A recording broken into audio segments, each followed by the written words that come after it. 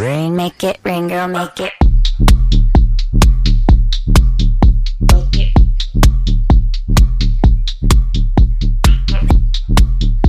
수요일 저녁에는 농구 이야기와 함께합니다. 다양한 농구 이야기를 전하는 주간 농구 시작하겠습니다.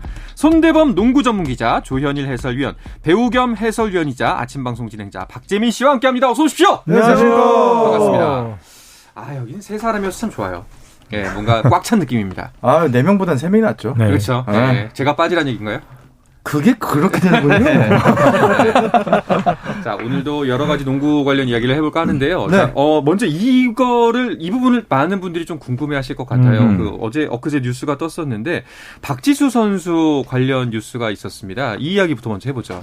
네, 여자 농구 대표팀의 절대적인 기둥 네. 박지수 선수가 공황 장애를 사유로 이제 국가대표팀에서 제외가 됐습니다. 뭐 갑작스러운 건 아니고 소속팀 KB스타스에서도 이미 열흘 전부터 훈련에서 제외가 됐었고 네. 대표팀 소집 직전에 이미 감독에게 진단서를 제출하면서 당분간 쉬어가는 걸로. 그러니까 진단상으로는 2개월이 나왔지만 이게 개인적인 부분이기 때문에 얼마나 걸릴지 모르고요. 일단은 대표팀은 이번 월드컵만큼은 박지수 선수 없이 갈 가능성이 높아졌습니다. 이게 뭐 마음의 병이고 정신적인 부분이기 때문에 사실 뭐 2개월이라고 표현은 하지만 또 언제 또 다시 재발할지도 모르는 거고 굉장히 좀 조심스러운 부분인 것 같습니다. 네. 근데 이번 이 뉴스를 보면서 사실 그 에이스로서의 삶, 많은 이들의 기대를 지고 사는 삶이 얼마나 힘든 것인가 한번 생각을 해봤는데요. 박지수 선수 같은 경우에 10대 때부터 많은 기대를 받았잖아요. 네, 사실 뭐 10대 초반 때부터 박지수 선수는 이제 한국 여자농구를 이끌어갈 기술을 평가를 받았고, 뭐 항상 또 주목을 받았고 또 1등의 삶을 살았던 선수입니다. 네, 그렇기 때문에 또 아무래도 심적인 부담감도 클 수밖에 없는데 또 비시즌 동안 뭐 내내 또 훈련 뭐 일정 이렇게 쉬지 않고 달려왔거든요. 또 NBA를 보더라도 뭐 사실 더마드로잔이나 또 케빈 러브처럼 본인이 또 이제 약간 정신적으로 좀 힘들다는 그런 커밍아웃을 한 사례도 있습니다. 네. 뭐 박지수 선수가 잘 쉬고 뭐 이번만큼은 뭐 대표팀이나 소속팀보다는 좀 본인만을 생각하고 그렇죠. 네, 그렇게 잘 복귀를 했으면 좋겠습니다. 네. 이게 사실 그걸 또 이런 1등의 왕관의 스트레스를 즐기는 선수도 있어요. 네. 근데 또 이제 그걸 즐기지 못하고 부담으로 받아들이는 선수도 있고요. 예를 들어 뭐 어떤 뭐 특정 선수가 즐긴다고 해서 그 선수가 더 스트레스를 덜 받는다. 스트레스 받는 사람들은 뭐 마음이 약하다 이렇게 볼 수는 없고요. 뭐 MBTI도 우리가 다양하게 나누듯이 이것도 네. 받아들이는 방법도 다 다르거든요. 근데 박지수 선수는 그런 부담이 굉장히 이제 소화하기 힘든 어떤 캐릭터의 소유자인 거 사실 우리 방송에 나왔었잖아요. 조선일 대바 나와서도 박지수 선수를 얘기를 나눠보면은 너무 순수해요. 너무 순수하고 정말로 이 과격한 운동과 외국에 또 홀로 나갔다 왔던 선수가 맞을까 정도로 굉장히 또 여린 부분이 있었는데 저도 왜냐하면 이제 공황장애를 굉장히 또 오랫동안 알아왔기 때문에 그런 부분을 봤을 때는 박지수 선수가 지금 얼마나 힘든 과정을 겪고 있는지 네. 사실 이건 뭐 또 푹 쉰다고 해서 낫지도 않아요. 사실 주변의 도움이 굉장히 필요합니다. 네. 이제 팬분들도 관심이 가지만 좀 관심을 좀 이렇게 덜 보내줘도 되고. 박재민 씨도 속은 사실은 열인가요? 저는 겉도 여린. 겉으로 보면 ADHD 같아요. 그거는 뭐의 약자죠? 알겠습니다. 알파벳 델타. 알파 델타. 알겠습니다. 박지수는 한 몇 년 동안 네. 대표팀, WNBA 소속팀을 계속 왔다 갔다 쉬지 하면서 못했죠. 경쟁을 펼쳐왔고 뭐 그 사이에 상대 견제도 심했었고 또 지난 시즌 같은 경우는 또 가깝게 지냈던 동료가 또 세상을 떠나는 일도 있었고 또 코로나에 허리 부상에 힘이 많았거든요. 아마 그런 만큼 이번 시간이 좀 본인 재충전하는데 네. 좀 도움이 됐으면 좋겠습니다. 네. 정말 그 모든 분들 말씀대로 박지수 선수가 좀 건강한 모습으로 다시 이제 같은 아픔을 좀 안 겪었으면 좋겠다 하는 바람 모두 같은 마음일 것 네. 같고요. 팀 문제로 가면은 이제 일단은 박지수 선수가 차지하는 팀 내에서의 비중이 뭐 절반 이상이다라고 봐도 될 정도로 그럼요. 존재감이 어마어마한 선수인데 대표팀은 비상이 걸렸겠어요. 네, 일단은 뭐 박지수 선수뿐만 아니라 배윤 선수도 지금 빠진 상태거든요. 네, 네. 그러니까 한마디로 대표팀 센터 포지션에서 가장 출전 시간이 길었던 2명이 빠진 상태이기 때문에 이 정선민 감독 입장에서 굉장히 부담이 클 수밖에 그렇죠. 없고요. 그래서 일단은 급한 대로 이 신한은행의 김태현 선수 그리고 네. KB스타스의 김소담 선수를 긴급 수혈했습니다. 김태현 선수 같은 경우는 김현희 선수였는데 올 여름에 이름을 김태현으로 개명을 했습니다. 네. 그 결국에는 이제 빅맨이 빠지니까 빅우먼이 빠지니까 다시 또 이제 빅우먼을 추가로 넣은 거네요. 네, 그렇죠. 뭐 아무래도 그런 거죠. 정선민 감독도 이제 빅맨 출신이고 네. 또 누구보다 국제 대회에서 자신보다 키 큰 선수를 상대로 잘 싸웠지만 또 아주 많이 고생했던 경험이 있는 인물이죠. 빅맨의 중요성을 누구보다 잘 알고요. 네, 맞습니다. 그렇기 때문에 외곽 자원들이나 스윙맨들에게 빅맨 수비를 맡기는 건 힘들다는 사실을 그 누구보다 잘 알고 있는 인물이고 그렇죠.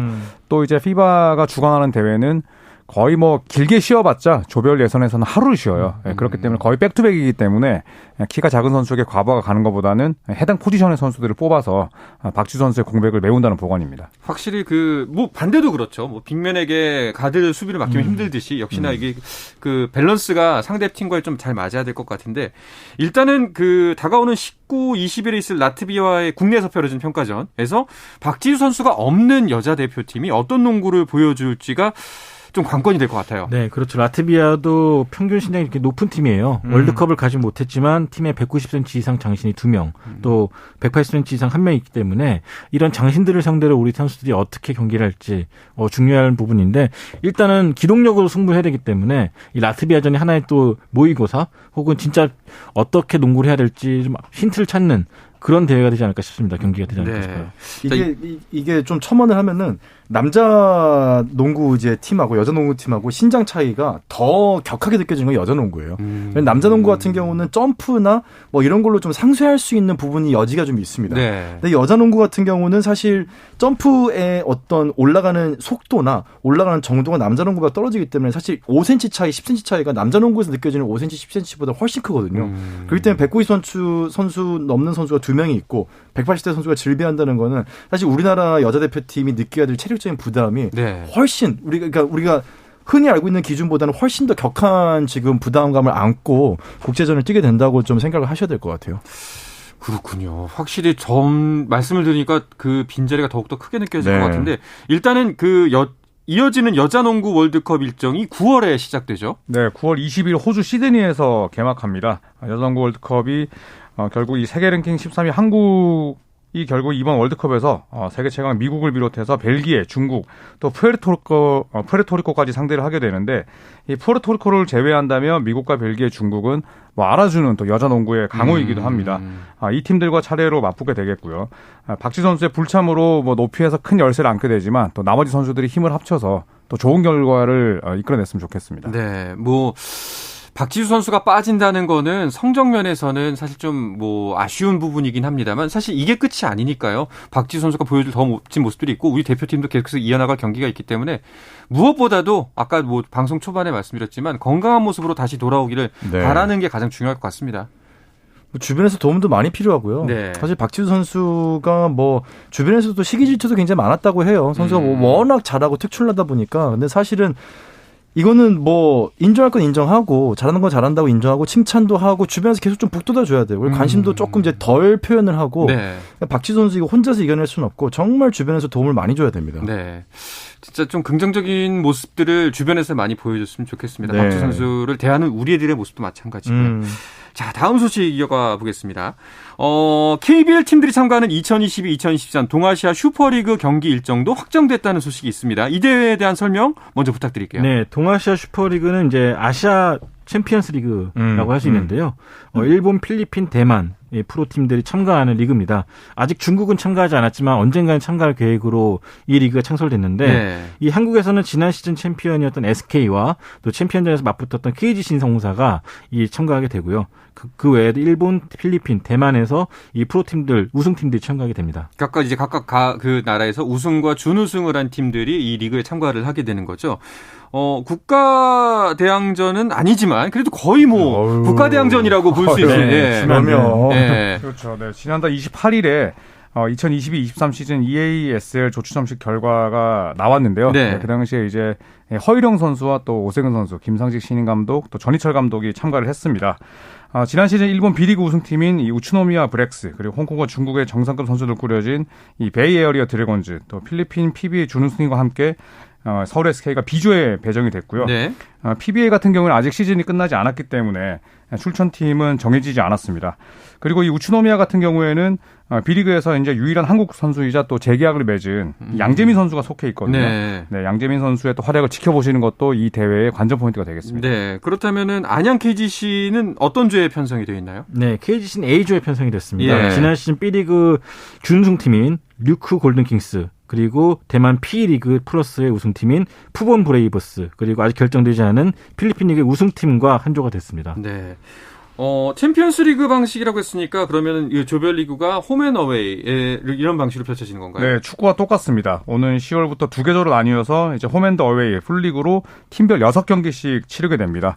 그러니까 안양 KGC와 서울 SK는 다른 KBL 팀들과 다르게 한 시즌에 최소 60경기 치른다고 보시면 되겠고요. 또 비행기를 타야 되기 때문에 이 백업들, 로테이션 멤버들의 활약이 아주 중요할 것 같습니다. 네. 그리고 상위 4개 팀이 내년 3월 필리핀 마닐라에서 개최되는 4강 토너먼트, 각조 1, 2위를 통해서 또 우승팀을 가리게 되고요.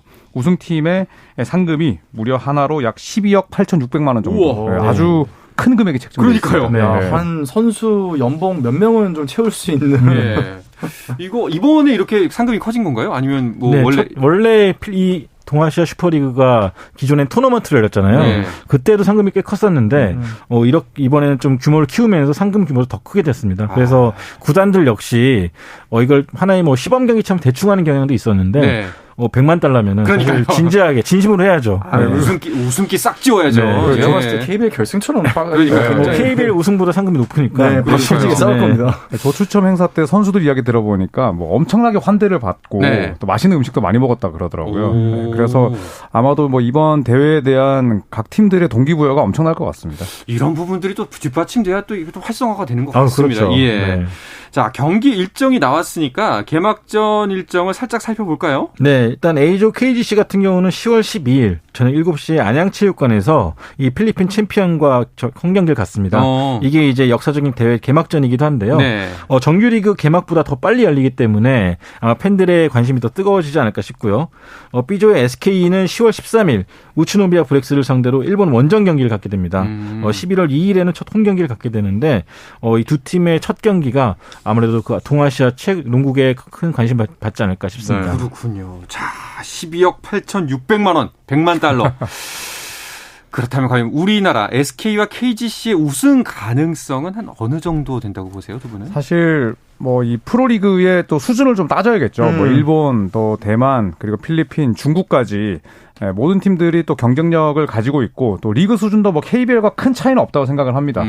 다만 이제 이 대회를 향한 동기부여 그리고 또 주전들의 투입 여부가 상당히 중요할 것 같은데 아무래도 이제 크게 치러지는 규모고 그리고 또 외국인 선수의 수준이 뭐 크게 밀리지 않기 때문에 SK나 KGC 모두 다 홈코트 이점을 잘 활용을 한다면 네. 뭐 가능성은 충분하다고 봅니다. 네, 예전에도 동아시아 팀들끼리 붙은 적이 있었는데 사실 중국이 안 나온다는 점이 상당히 유리합니다. 중국 같은 경우는 사실 네. NBA 선수들이 거의 나오기 때문에 약간 외국 선수 대결에 좀 밀리는 경향이 있었는데 지금은 사실 저는 해볼 만하다고 생각해요. 네.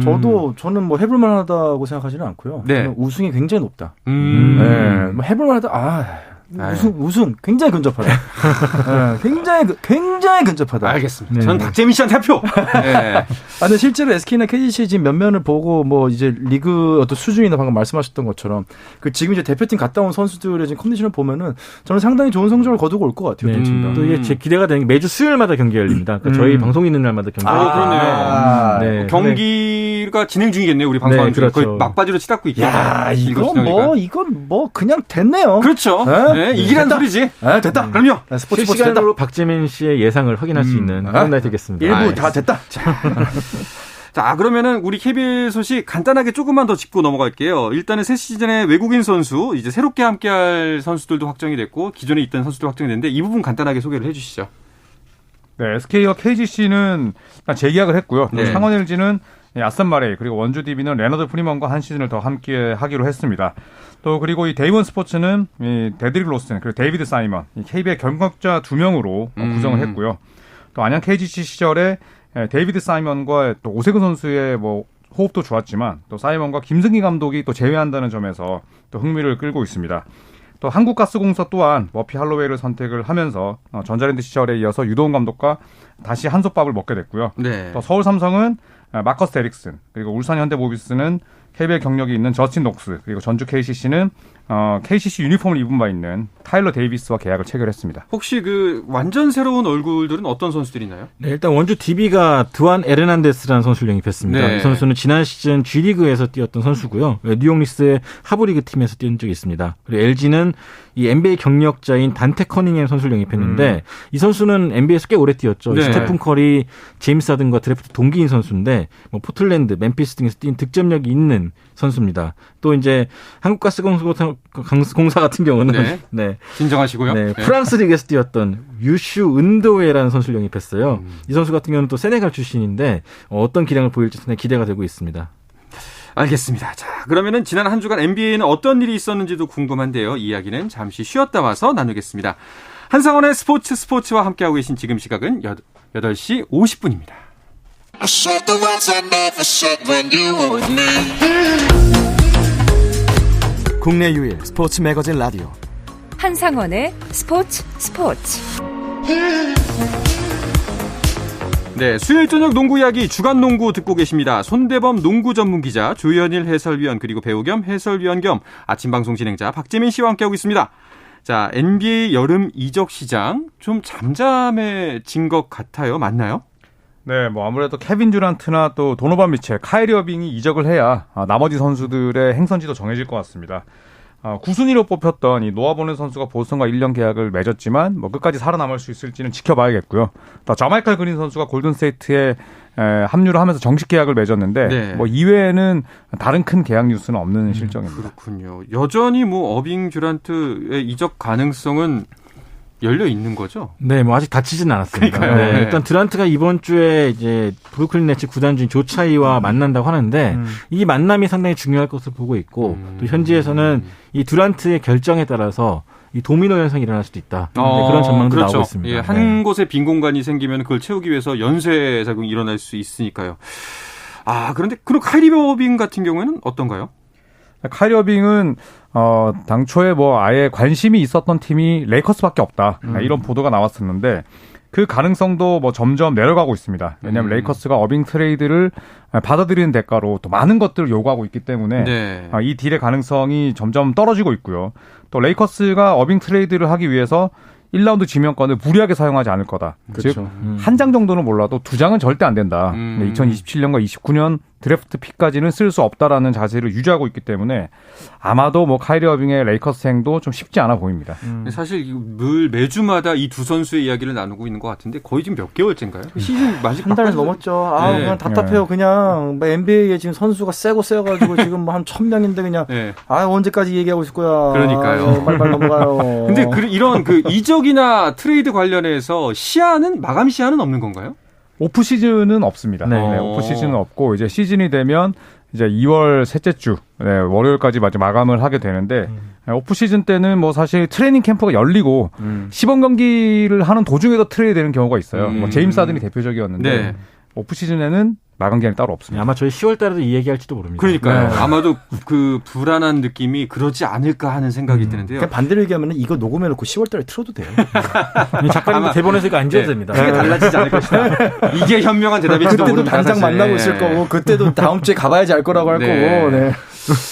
답답합니다. 아까 그 제임스 하든 이야기가 나와서 그런데 최근 소식 중에 하나가 NBA 사무국이 하든과 재계약한 필라델피아에 사전 접촉 규정 위반 여부를 조사 중이라는 소식이 있던데 이거는 무슨 얘기인가요? 네, 최근에 이제 제임스 하든이 필라델피아 구단과 2년 계약을 합의했는데 이 연봉이 2년 6,800만 달러였어요. 근데 애초에 이 선수가 받아야 될 연봉이 상당히 많이 깎인 셈이거든요. 그러니까 본인이 자진해가지고 연봉을 좀 삭감을 받아들였는데 이게 이제 하든 입장에서는 팀 전력을 강화해라. 그런 입장에서 샐러리를 양보한 거지만 이 NBA에서 봤을 때는 이 옵션을 거부하는 게 좀 사전에 좀 합의된 게 아니냐. 그러니까 NBA가 허락했던 기간 전에 미리 얘기했던 것이 아니냐라는 의혹이 제기되면서 이런 부분에 대해서 좀 조사하겠다라는 그 계획을 발표했습니다. 저는 사실 이 기사를 보고 조금은 의아했던 게 이게 만약에 다른 팀이 그 소속 선수에게 접근을 해서 사전에 어떤 협상을 했다라는 거는 뭐 비난받을 지점이 있다고 생각하는데 이미 현 소속팀에 있던 선수에게 그 구단과 함께 협의를 해서 특히나